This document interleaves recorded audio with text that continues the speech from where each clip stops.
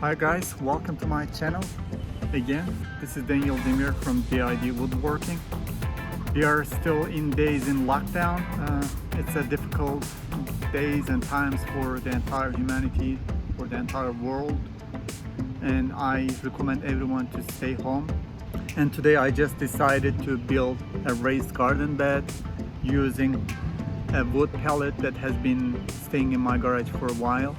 And I also found some pickets, fence pickets that has been in my garage for a while too.